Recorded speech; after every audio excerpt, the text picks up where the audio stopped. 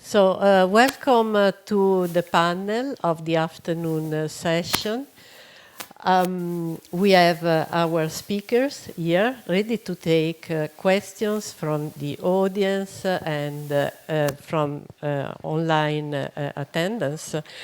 But before we open the floor to the questions, I would like to start with some warm-up discussion among us. I think in this session, I would define it a sensitizing session because we have seen some topics in depth, privacy and the risks associated to the bad use of nudges, which are sludges, and then with the talk of Maria Luce about the methods that may be effective in addressing ethical issues, and with Ajung sensitizing us about everyday problems, so things that may get even a bit neglected because of all this ethical debate that is developing on very important things, but then there are a variety of things that we should really care about. So in all of these, I mean, the domain is extremely large, and so I will address you a $1 billion question. In all of these, if you had the magic wand and you could magically address the problem that you think is the problem number one when we reason around ethical issues in this area of embodied AI, what that would be for you. So I acknowledge it's a $1 billion questions, but we can dream. I'm holding a mic. Should I start? Yeah, go, Peter. So, well, I think I wrote it at the end of the paper I mentioned from like 17 years ago. What should we want from a robot ethic? The most important question is, are we going to let robots kill people intentionally? And that's the autonomous weapons question. And I've been working on that since, and I started an NGO, the International Committee for Robot Arms Control, that's been working with the International Campaign to Stop Killer Robots. So I've done both the kind of theoretical side of the work and the activist side of that work for many years. And I still think that's important if we could solve that. I think it's an easy solution, which is just, no, we shouldn't let robots kill people. We ban it. Done. Actually getting a treaty to do that is much more difficult, it turns out. But I think now when I'm sort of pivoting a little bit to thinking about these questions of privacy, and I think this is far-reaching in scope of so many aspects of human life and social life, and just how we are as a society, and the ability to nudge and sludge and influence people based on the kinds of information we're going to be able to collect about them, and then use, artificial intelligence and deep learning and all these other techniques to actually manipulate people at scale, which we're already seeing in different kinds of information, misinformation and election interventions and things like that, are very scary. And who has control and power over all of that information is incredibly important. And I think there's a lot that we can do about it, but it's also not a simple solution. I wish we could just say, let's ban data collection, or at least ban advertising, maybe. But of course, there's all these really useful things that we can also get out of that, and social benefits out of that. So it's much more complex of a problem. So maybe I need 2 decades for this one. I don't know. Definitely. So who goes next, Maria Luce? Maybe I build on that because I agree, especially on this aspect of communication and advertisement, maybe with the different lenses, but for me the main problem is the promises. Because a lot of the choices we make and the design actions we take are based on promises around these technologies. The case of automated driving is a very peculiar one in this sense. So we keep pushing for this because we are promised that we will have social benefits, more sustainable mobility, safer traffic, all this, but there is no proof that this is going to be the case. And all these kind of promises delineate a a future that is not really sure we are able to achieve. So we are really investing and making people believe on different scales, not just the public, but also the governmental institutions, to believe in something and invest in something and take certain actions. Yeah, because of beliefs. And I think communication has a big responsibility in that. Great. Maybe I'll throw a completely different one on the table, just because $1 billion, right? I would say technology solutionism is a huge issue. I think one of the, and I'm cautious here because this panel is called Ethics of Embodied AI. One of the risks that we are facing right now is AI ethics has become a huge domain. Lots of people interested in it. Lots of students want to study in it. And there is anything from fairness, debiasing algorithms, to explainable AI, and so forth. And because of the ways in which we're using robotics as though it's just a simple embodiment of AI, I think some of the AI ethics principles, some of the AI ethics thinking is trickling into robotics as though it will solve roboethics issues, but I don't think that's really the case. A lot of the AI ethics techniques, such as we will have this algorithm that will de-bias and therefore the end result would be fair. I think that's a very techno-solutionism kind of approach to solving the actual underlying issues, which are that, yeah, we live in a world where things are not necessarily fair, and we're collecting data based off of that, and we're blindly using that to train algorithms. But when it comes to actually designing of these systems, I think as human-robot interaction researchers, I think we have a healthy appreciation for the fact that physical things mean something inherently different than digital things that you can uninstall or get rid of or dismiss much more easily. I'm rambling here, but I think there's a lot more that I'm supporting other speakers in terms of different design approaches or different kind of solutions in policy making or social framing that may be much more healthier solutions than investments in technologies to solve our social problems. Thank you. Yeah, I build on what you are saying, because I completely agree that we may be tempted to have an approach which is technocentric. So technology has a problem, and let's develop some more technology to fix that problem. And that's not necessarily what is the best solution and what is required.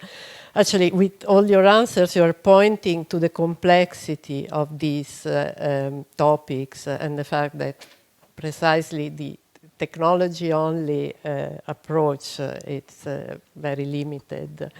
So before we open to the floor, I have a follow-up question, which is this one. We are researchers, and with our research, we want to contribute to the design of technology. No? So it's a very legitimate question for us to ask to ourselves why I should care about all of this. I read once a very nice paper that actually made a nice job in listing various attitudes one may have. No? Resignation, okay, but anyway, someone else will develop this technology, so I will do it, and otherwise someone else will do it even before me. Or, cynicism, something like, well, my job is to do research in my field, why I should care? So a question that I have to you is this one. Why in our, well, for you, Peter, you are a bit more officially legitimate to investigate these topics. But for us, in design, in engineering, I can go first. I had a very particular experience before I took on an academic position, working for essentially a task force for the United Nations looking at digital governance issues. And I was tasked to kind of, within 9 months, sweep through all the digital technology and governance issues and come up with some solutions with these, Nobel Prize winners and so forth. 9 months was really way too short, and I don't think we came up with very good solutions per se. Issues are not solved. But something that I took away from that experience is that these policymakers actually don't have a lot of tools to rely on. Sorry, is that me again? You have to hold it a bit higher. A little higher? Yeah. Is that better? Okay. Yes. These policymakers are looking for that white paper, that kind of, at least an academic paper to go to, so that they can at least use terms and definitions that make sense, that actually gives explicit names to issues that they should be bringing up to do something about, or that scientific paper that says, okay, if parameter is X, then above that is dangerous, or below that is safe. I think that there is a healthy need for that kind of research, and we don't have enough of that kind of research done. So, yeah. Yeah, I buy that. Okay, I great. completely agree. We need to support rule makers with knowledge about the possibilities of this technology, also for the risks they're posing. So I completely buy it. So any more comments? Yeah. Indeed, I connect to that a lot. It resonates a lot with my most recent work that was absolutely not in the presentation. And I think if you pretend you're doing critical design work, you take this space and say, I bet to disagree that we need to design things, and you use design as a way to deconstruct and claim for not developing and design things. And that's also an option. And you can help, indeed, governments and decision makers to also take a stand in slowing down technology development in certain cases, or not saying just, this is bad, we are not going to design it, but illuminating what could be alternative ways of doing things. And I think that's a very interesting space that we can explore as researchers. And there is a lot to do. And very often we think things in black and white, but there are nuances that can be explored and then can really make a difference. Yeah.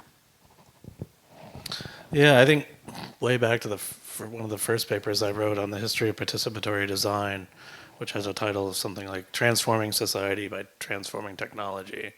This idea that you can frame these as technological problems, not as a solutionist, but to open up these social and political problems and questions that nobody wants to hear about and talk about anymore. But you can make it kind of interesting and sexy because it's about this latest new tech. And then there's just all this new tech and this Silicon Valley disruption kind of movement that's reorganizing society at such a rapid rate. And we live in a socio-technical world. And as that technology transforms society so rapidly without a lot of intentionality and thought and design behind it, that's very scary. So it's a way to kind of push back on that and think about, well, how do we actually think about the world we want to live in and think about the technologies that will make that world happen? And maybe that's not the most sophisticated robot to do every little thing. We can do simple design too. We can do environmentally friendly design. We can do all sorts of other things.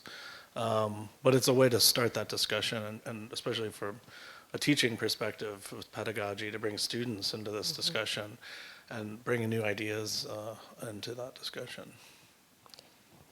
Yeah, I have to say, I am in agreement with you. So maybe we open the floor to some questions, if we have any in the audience.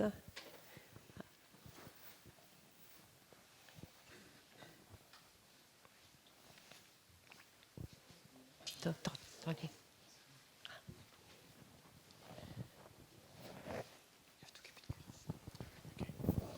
Hi.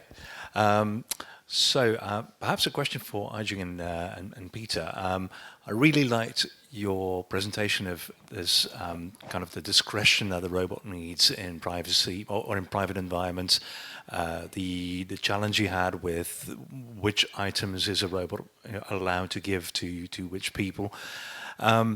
Now, it all implies that robots or AI systems know what is privacy sensitive or in about which information or which data discretion should be observed. The robot needs to know values of actions and of knowledge. Where does value come from? Do we know where value comes from? In people, can we identify it? Can we kind of elicit, kind of pull it out of people and then transfer this to robots? How would we go about that?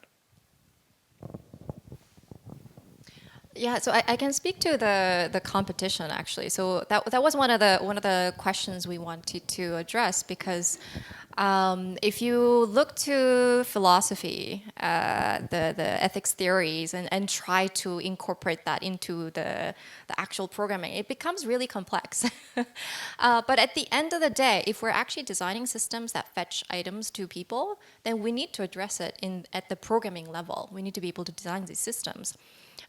So some of the interesting proposals for the designs that we saw had things like, oh, inverse reinforcement learning will solve everything. That was one approach to doing it. But not everybody's convinced by that. And others actually said, well, you know what? Every single item should be tagged. It should be actually categorized.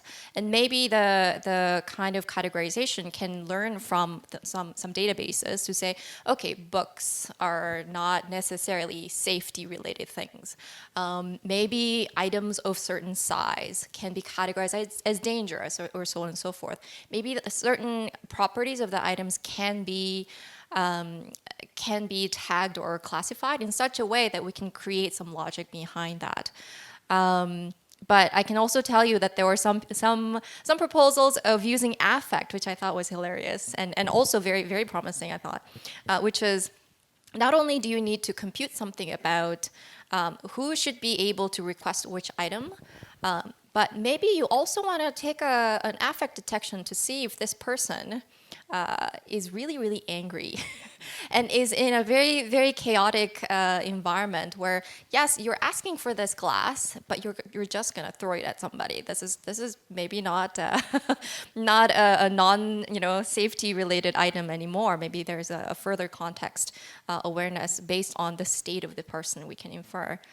So I think there is a lot of creativity we can exercise here, but obviously, we don't have the solutions figured out yet. The goal with the competition, or getting it, continuing this particular competition annually, is to be able to collect at least some more of the proposals and actually implement it in the 2D kind of simulations you saw on the screen, so that we can play around with it and actually have detailed discussions. Yeah, I mean, I think the way I look at ethics and values in particular are that they have fairly fixed social structures, right? We know that like the sharp objects are dangerous, and that private things are in diaries and things like that. But do you prioritize one thing over another? What's more valuable? Do you try to preserve the integrity of the diary, or do you try to, over something else? Or the classic question of, if your partner asks you, do they look good in this outfit? Do you tell them the truth and preserve truth, or do you tell them what they want to hear and preserve a relationship, right? So those sorts of questions, there's not necessarily a right or wrong answer to. You're choosing one value over another value, and that then reflects on your character as a moral agent. And that's your autonomy as a moral agent, to choose the things that you value in life over the other things that you value less. So you want to design systems that recognize those distinctions and the structure of those decisions, but you don't necessarily want to pre-program those values into the system. You want maybe some variability for different social and national contexts. Maybe different users can tune these things to their preference in some situations. Maybe you want very strict regulations for certain safety things that all sharp objects are denied to people less than 4 years old or something, right? So I think you can think about different variables, and then over time, of course, you can evolve better and better systems. Like, we didn't figure all this out, and as moral agents, we grow and develop over our lifetimes too. So we change those views. They're not fixed things, and that's part of the danger of, I think, building too much ethics, as a philosopher might think of it, into a machine, because it is fixed. It has no potential then for moral growth and development.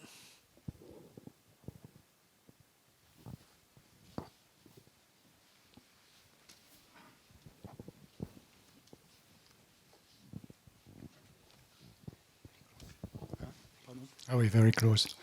In fact, I'm a specialist of generation than perception. And I was very, how to say, astonished when in your list, in fact, of, how to say, a privacy issue, you put the focus on perception and inference of cognitive state, mental state from the robots. From the human. The problem is this asymmetry, in my opinion, is that we have superhumans. So robots are superhumans. They can, detect speech in big noise and so on. We are not able to do. On the contrary, you are not able, in fact, to read, in fact, the communicative intention of robots. They are very, they catch a lot of things, but they put back very, very, very, very, very small, very, very few. I think this asymmetry is also a very a strong ethical problem for me. In fact, if we want to be able to mind read, in fact, the robots, to understand for free what they are speaking about. You have been gesturing a lot. You do this gesture for your planning discourse, and I get it. And I know when you have difficulty in your thoughts, when you are insisting, and so on. So a lot of things you are generating is captured by your interview. So this symmetry of the robot to human interaction is essential for trust, in my opinion. So, and in fact, when you see the research agenda, I'm coming from speech, for example, a lot of things has been devoted in speech technology for recognition. Nowadays, it's more asymmetric. It's beginning to be more symmetric because we inject a lot of energy in speech synthesis nowadays with this end-to-end TTS and so on. But it's the same for vision. We have a lot of technology put in the perception, even for robotics, in the perception aspect, not so much, in fact, in action. And that's, for me, essential. A robot has to act. So the poor acting has really a strong impact on the way we think about human-robot interaction. Sorry, I was too... Yeah.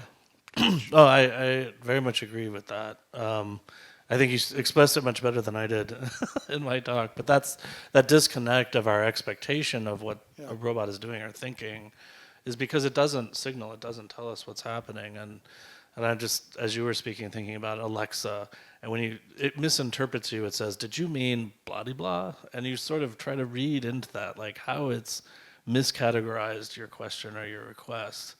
Because that's all it gives you, right? Is that little expression. But yeah, they should transmit and telegraph much more, both through gesture and language, but also just design. So if it's something that's recording, like there should be, I don't know, a flashing light or something that's a well-recognized social cue that this thing is capable of doing this, or is actively doing this. In fact, just to mention that I use robots to probe human cognition. Okay, psychologists, they have used acoustic signals, videos, and so on to probe cognition. But nowadays, we can use robots. But of course, these robots have to be very close to humans. That's what I'm using iCube and all these kind of humanoid robots. But so it should be part of the program of the research program to not only to use robot to question human intelligence and not only embed human intelligence into robots. Symmetrize relations. Great question. If I can elaborate a bit on this, and probably I will ask you, Maria Luce, to comment on this. I agree enormously, and that's the way that us as humans understand what is going on by interpreting, etc. But the moment we put these cues, explications, questions, etc., in a machine, very quickly it can become fatiguing, providing too much. So usability is at risk in the interaction. And I mean, we have seen it in the digital world. Now we receive plenty of questions about privacy that we dismiss because they are not posed in a way that is truly engaging. And the same for the robots, no? If they start to ask many questions, to have many signals that are not exactly the signals that we understand because we are not used to them yet, maybe codes will be developed. There is a big challenge about how to provide these signals without losing the other party in the interaction. And yes, no, I'm sick. But you know, it's subtle. I've been studying speech, gaze, for example, mutual gaze, sorry. You know, these things are very subtle. For example, gaze, mutual gaze. I've been studying for 10 years. Mm-hmm. I'm switching now for multi-party, but face-to-face. Mm-hmm. The way you triangle between the mouth, the two eyes, which eye you are looking for when you have in a face-to-face interaction. Everything counts. So everything is human. To say, you know, I know the HRI conference. How to say, we have to analyze this human-robot interaction at different scale, and the micro scale is very important. We are decoding as human beings who are very sensitive to some very, very subtle details that they are missing. If they are missing, you just get rid of all the other levels, intention or whatever, because they are, the basis is signal. Okay, signal to syntax, signal. Everything is in the signal. Meanings from signal to meaning. Yeah. If the signal is impoverished, forget about the meaning. Yes, I completely agree with you, but we are building machines, robots that are not necessarily mimicking 100% in their shape and look the humans, and that's the challenge. So I don't know if you want to comment. This is difficult to intervene, also because the kind of work I do is really far from that. But I think also as humans, and you are all very welcome to correct me if I'm wrong, when there is ambiguity and uncertainty in interaction and interpreting what we have in front of us, we fill the gaps and we create meanings around it. And I think that's really powerful. It's being used a lot in design in a creative manner, and I think we can do more with that. And there are very interesting explorations. Last year, not this year, last year at HRI, there was this robot that was called Face on a Globe. It was literally a sphere that could flatten one surface on the sphere. And it was called Face on a Globe because what we see is a face, even though there is nothing about a face. Also because our face is not flat. There was literally nothing. But the fact that could orientate and we could attribute a gaze to that kind of movement says a lot. So that thing itself is not doing any human-like, it's not showing any human-like behavior in the way we might think of. But we fill the gap, we project some human traits, and we perceive it as a face. And I think there is a huge power in this kind of design that we are not exploring enough. And I think exploring that bit more could help us. And for sure, there is some cases where little signals may still break the flow and make interactions fail.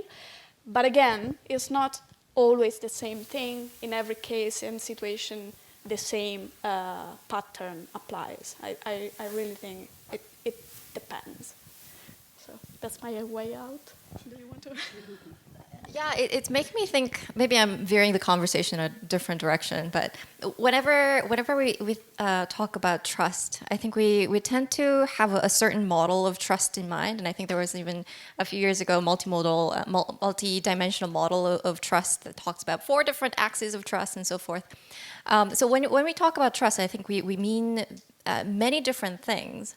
And as humans, whenever we feel the need to think about trust explicitly, it's moments where we are vulnerable, and we need to trust this thing or person to follow through and protect me when I'm vulnerable.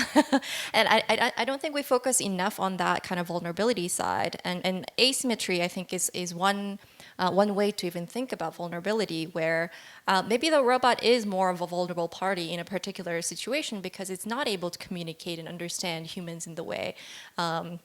Maybe we help the robots that are stuck in the ditch somewhere, in part because it is being vulnerable and we are being the trustworthy party in that interaction. And that doesn't really require mutual gaze or any kind of sophisticated interaction. I think it has a sense of, I think it has more to do with a model of humans as really social agents that we don't fully understand, but we're willing and somehow naturally engaging in the entire world as though everything is very sociable. So in that sense, I am still very confused, and I'm very happy to kind of understand more about humans so that we can actually understand these interactive behaviors with robots. Anyways, my 2 cents. Maybe we have questions online. Okay.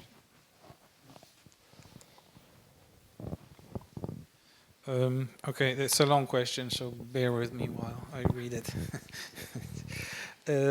So one of the key differences of embodiment or having a body is that ethics or ethical deliberation is no longer just detached but embodied, or to use H. Dreyfus's term, ethical comportment. Having a body may then mean that ethical problems are addressed with the corresponding bodily capabilities. And this changes not only the design problem of designing the robot, but also the footings of embodied ethics. What then is the prospect of an embodied AI that can learn this ethical comportment through practice and training like a person does in any community of practice? How should this view of ethics factor into the design of ethical AI? And sorry, that question was from Jeff Chan from SUTD in Singapore. So I think this is more for you, Peter, if you feel Sure. about it, because it's pointing to the relevance of the context. Yeah, I mean, I think I spoke quite a bit about embeddedness in the social context, but specifically the body and embodiment, I think it partly comes to what this gentleman was just saying about asymmetry and symmetry of it having a body and being able to act. Without a body, you can't act. So disembodied AIs, they calculate, maybe they decide something, they issue some data, but the robot, the sort of most abstract definition of the robot is a machine that can sense, reason, and act at a certain level. So action is crucial to that learning process, that feedback loop. And doing it in an embodied form, of course, is crucial. Now, what does that come to in terms of ethics and learning values, and especially, I would say, in an ethics of care situation? We're talking a lot about care robots. And a lot of healthcare needs for robots, and there was a image I didn't quite explain in my slides of this robot lifting a person. Lots of people are bedridden, and have to be turned over multiple times a day to avoid bed sores. This is one of the leading causes of back injuries to healthcare workers. It's a very dangerous thing. It can completely disable you for the rest of your life. And having robots that could do that, it's an embodied form. That's a highly valuable kind of thing that it needs a body to do, to lift other bodies. So it's deeply embodied. And then I would say, you know, even in the childcare and education contexts, being able to physically move through the world, not just providing information, but creating an entire physical world of interesting things and interactive things for children to learn and interact with is also kind of crucial to how we live, because we live in these worlds. Otherwise, we're in this sort of VR world, or we're in this completely abstract world of data and screens that I think we find too many of our young people spending too much time in, and not learning like what we think of as traditional human sociality, because much more of it is being mediated through these screens and things like that. So being able to move back into the physical world that we share, I think, is also valuable. And we can use technology to do that. We don't have to be locked into screens forever. So if I can jump into that as well, because I feel passionate about the fact that robots have a body, and that makes a huge difference in terms of what it means to humans. One of my, I wouldn't say favorite, but a very significant example is the drones that's been surveilling, you know, parts of Yemen. There was a white paper that talked about how just by hearing the sound of the drones in the area, people would have PTSD because they know somebody who has died from a missile or something like that. Where just you know the decision to deploy a drone in a particular area can have a significant impact just because the robots are physically present there. And I think maybe another example is, you know, even if we don't have robots that do anything, we can elicit social facilitation effect. I think there was a study from 2012, quite a long time ago, where they had an experiment where if you were to cheat, you could get extra monies, or there's a benefit to cheating. And they wanted to experiment whether having a human in the room, as though you're a proctor, or having a robot that is completely turned off, not doing anything, but just there and staring into empty space, would actually reduce the chances of cheating in the same way. And turns out it does. A robot doesn't really have to do anything. It doesn't have to be very intelligent or in any way. But just by being there, just by being physically present in our perception, it can actually change human behaviors in very significant ways. So I think in terms of ethics, I think we need to think about the deployment question. Yeah. Thank you. I think we have another question in the room. Yes.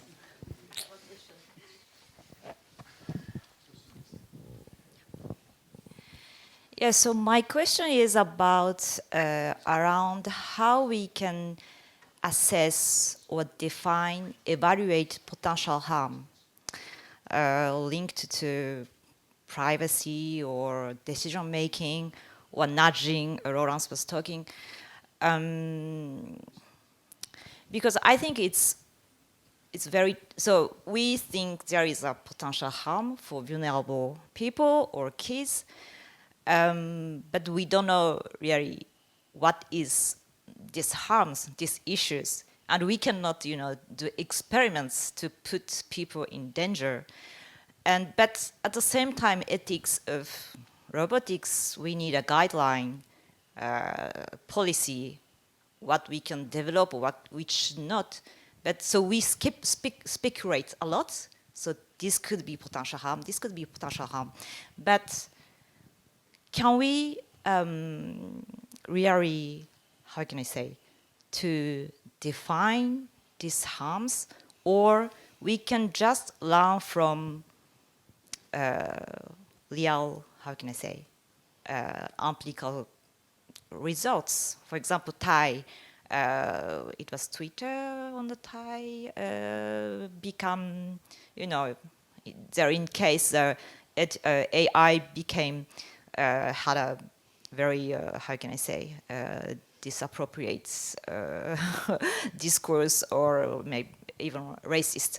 So we have this kind of, you know, this is a umbilical, how can I say, experiences. We experience this kind of thing. But we can, yeah, I would like to ask you how we can, can we assess really these harms, or just we can speculate? And also in design, design method, when you think of a new product, how do you have any method to define these kind of issues, potential harms to users? Or, yeah, this is my question. Yeah, it is a challenge indeed. There are some methods like negative brainstorming, just to name one very simple thing, where you can start from what could go wrong, and then you reverse from there. So you imagine the negative effect and you try to identify or imagine what could be the design actions that lead to that. And then you reverse it. That's one common method. There are actually a growing body of speculative and critical methods that try to envision possible negative scenarios happening. Like somebody really used also the Black Mirror example and tried to work in and build scenarios around emerging technologies. Those are things that could be done. And I would add that sometimes if you can imagine something, but grounded on actual things, if you can imagine something going wrong, we need to be prepared for that scenario. So of course it's a speculation, but real life always surprises us, and what we imagine very often becomes true somewhere, not everywhere. And then of course there are the unknown unknowns that we cannot predict. And there are several methods to trigger also imagination and divergent thinking, also to try to go beyond what we know and imagine, but there will always be something that we cannot predict. Yeah, So I did a paper that I referenced on predictive policing and looking at how do you police collect data and think about, you know, trying to create safety in a community. And there's sort of a good way to do it and a bad way to do it is the sort of the moral of the story. And the bad way of doing it is to really look at the community as a series of threats. And I call this the models of threat. So if everything is a threat, then all the data that you get gets filtered into this model of how much of a threat is it, and then how do I respond to threats. And police have very specific ways of responding to threats. So when you give them a data system that categorizes people's levels of threat, and in this case it was the statistical likelihood of being involved in gun violence, which means either being a victim or a perpetrator of gun violence. The police received this data, and then they would go and harass the people who had high scores. They would show up at their house and telling them they're being watched. They would round them up if there was a shooting in the area. And that was a particular use of the data. At the same time, in the same city, in Chicago, a different program looked at who were the most at-risk youth in the city for gun violence and gave them all summer jobs, or offered them summer jobs. And those individuals who participated in that program, the actual likelihood of being involved in gun violence dropped like 100 and some %. And the ones who had police knocking on their door and being picked up every time there was a shooting showed no difference in the level of gun violence they were involved in. So I think, and this is where I argue for an ethics of care. So we can look at that same data and say, these are the threats, these are the risks that we face, and we will hunt that down aggressively, versus this is a way of intervening to try to give other kinds of social services to provide means of helping these people avoid these harms in a more constructive way. And they both, in some sense, use data. So it's not like the data is evil or the collection of data is evil. It's really all in how you use it. And that's really a sort of a whole philosophy of how you are using data and what you're trying to do with it. And that's why I think the ethics of care is so important. And it doesn't prescribe exactly what to do. You have to, I think, take a sort of responsibility as a caregiver for thinking through the autonomy and the possibilities for the people who are in your care. And you really want to avoid paternalism where you sort of like, I know best because I have all the data. I'm the adult. I always know what's best for the kid. In some sense, yes, you have a lot of authority. But in that other sense, you also have to help them develop their own autonomy and grow and respect the autonomy that they have. And that's enormously challenging, and I don't think there's any simple answer to how to do that we could encode into a piece of software. Yeah, maybe just to add a couple literature. I recently read a THRI paper.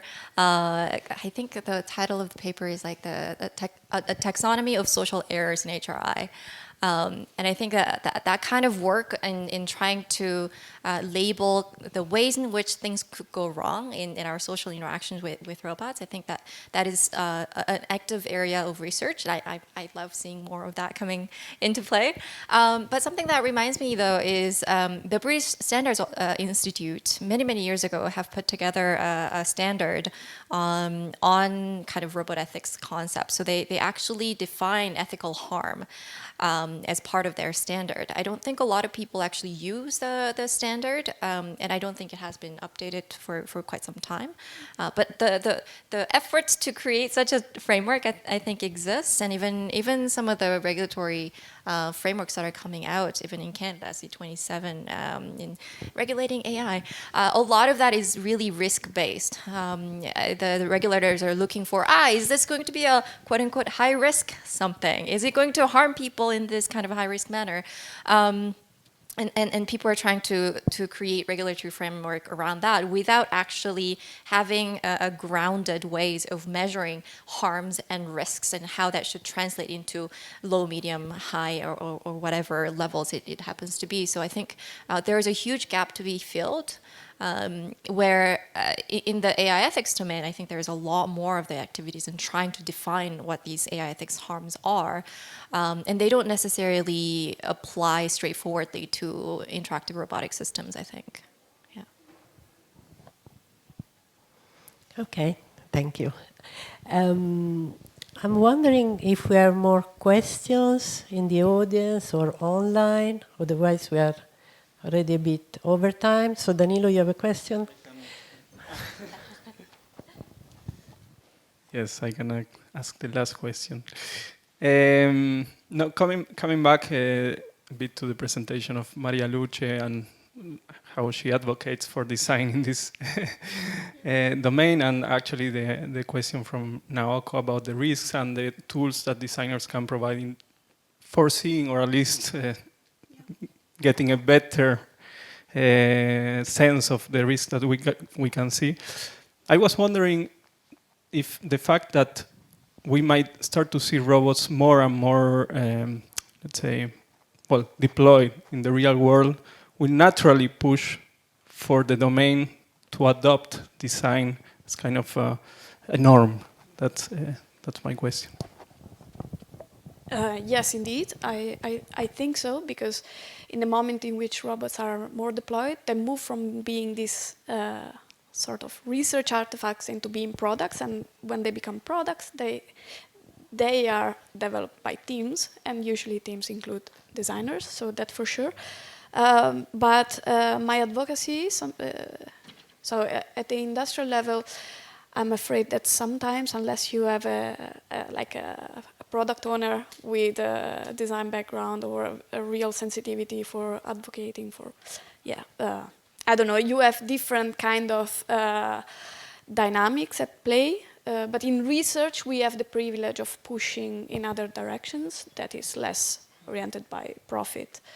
And I'm not here to say companies are bad, but it's a reality that in academia we have more freedom to push for other kind of interest, and sometimes we can be more activist in a way.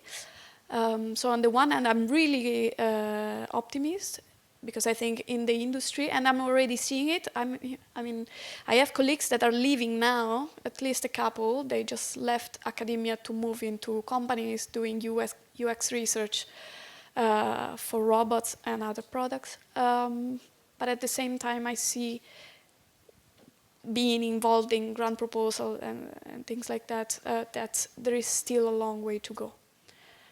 Especially when we say building responsible AI systems or meaningful human-robot applications.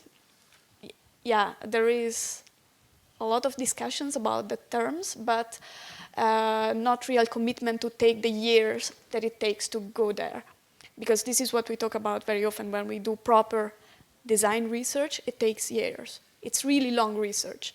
It's faster than real ethnography, like traditional ethnography, but it's way longer than a normal kind of research where you say, okay, now we do a study, in 6 months we are done and we publish. No. At least that's not how my projects work. Yeah. Okay. Yeah, okay. Okay, so yeah, otherwise let me just make a final comment. I want to underline what Peter was mentioning around the difference between the ethics of trade and the ethics of care. We think these days about the many risks and problems. It requires a mental shift to think about the values in a propositive way. So what we want this technology be good for. So, and I really think that's an hope for the future that we will approach in this way technology altogether. I would like to thank you for your interventions. I would like to thank you, the audience, for the questions. And we will have a social event tonight where this discussion can continue, and also tomorrow in the coming weeks and days. So, thank you. Thank you.